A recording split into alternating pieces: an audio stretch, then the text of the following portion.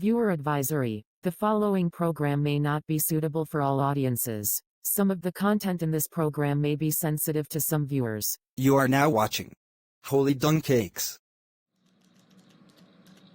Brother nephew, minds if I use your stapler? I don't have it. You never gave it back to me. Brother nephew, if your head wasn't attached to your body, I'm almost certain that you would lose it. I didn't lose it. You never returned it. There is a big difference. Big difference. Big deal. The good news is that today, we have a big story to tell. I'm pretty sure that we don't have time for one of your ridiculous stories. There's always time for a good story. Especially when it's time for another serving of Holy Dung Cakes. Somebody, please, shoot me now. Say what? Well, welcome back to our show, everybody. I'm your host, Brother Uncle. And you're watching Holy Dung Cakes. In today's episode, I'm going to talk to you about the origins of sin.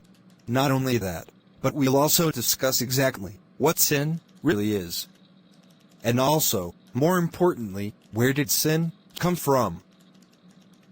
I'm not listening to a single word from you. Sure. Right. I'm afraid that you do not have a choice. In case you are not familiar with the Book of Enoch, I'm going to speed you up to date. You see, the Book of Enoch was part of the original religious text that was discovered, along with the Book of Thomas, and other books that was intentionally left out of the Holy Bible, because of contradictory interpretations. Enoch, which is the son of Jared, and the father of Methuselah, and the grandfather of Lamech, who is actually Noah's father.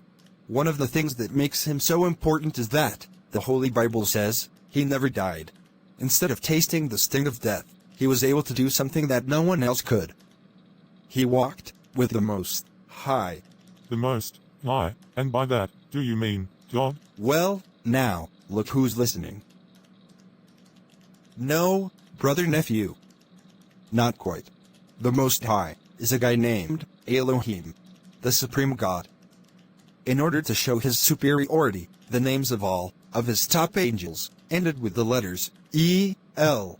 In fact, even the word angel is spelled with the letters E-L at the end. And, out of all the other angels in heaven, El had a group with 200 of his best angels, called the Perfect Ones. Strange. How do you know this? It is written in the Book of Enoch. It also says that one of the chief angels' name is Samyaza, aka Samuel.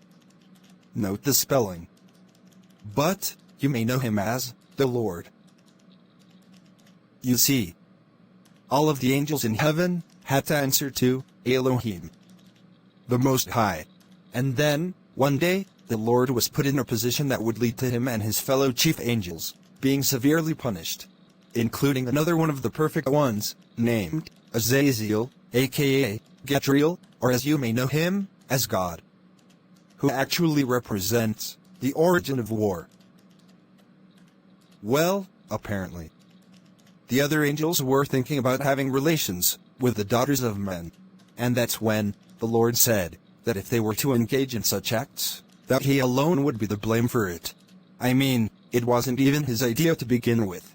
So, they all agreed to share the blame. But they didn't realize that by doing so, that their actions would lead to the destruction of mankind, and ultimately, their expulsion from the pearly gates of heaven. The rules are put in place for a reason, and the reason is not that they should be broken. That's absolutely right, brother nephew. And, as a result, the Most High placed all of the blame on the Lord, being as that, when it's all said and done, he was the leader of the perfect ones. He was charged with teaching human beings way too many heavenly secrets, which, by the way, is a sin.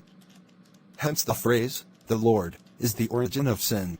In the Book of Enoch, chapter 9, verse 5. It talks about the convictions of both the Lord and God for their crimes. It says, "Thou hast seen what Azazel has done, how he has taught every species of iniquity upon earth, and has disclosed to the world all the secret things which are done in the heavens." Verse 6. Samyaza also has taught sorcery, to whom thou hast given authority over those who are associated with him. they have gone together to the daughters of men, have lain with them, have become polluted, and have discovered crimes to them. The women likewise have brought forth giants.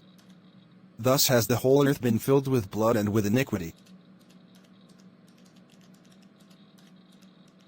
Finally, it goes on to say in verse 14, "What on account of these things are we to do to them?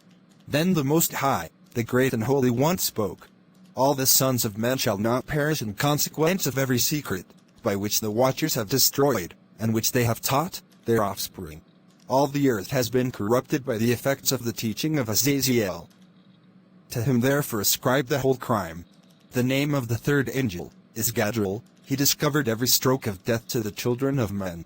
He seduced Eve, and discovered to the children of men the instruments of death, the coat of mail, the shield, and the sword for slaughter, every instrument of death to the children of men. From his hand were these things derived to them who dwell upon earth, from that period forever. So, as you can see, it was apparent that mankind wasn't supposed to know the secrets of heaven, and that both God and the Lord, Azazel and Samyaza, were held responsible for teaching mankind the secrets of heaven.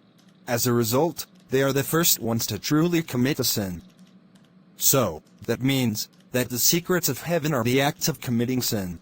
Chapter 8 says, "Moreover, Azazel taught men to make swords, knives, shields, breastplates, the fabrication of mirrors, and the workmanship of bracelets and ornaments, the use of paint, the beautifying of the eyebrows, the use of stones of every valuable and select kind, and of all sorts of dyes, so that the world became altered." Apparently, all of these things are sinful for mankind to know about, according to the will of the Most High.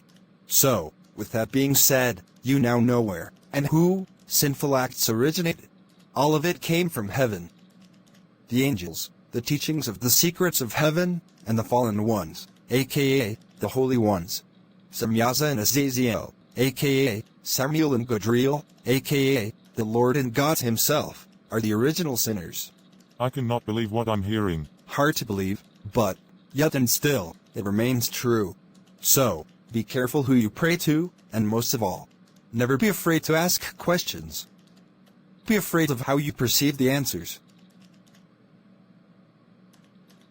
And, that wraps up our show for today.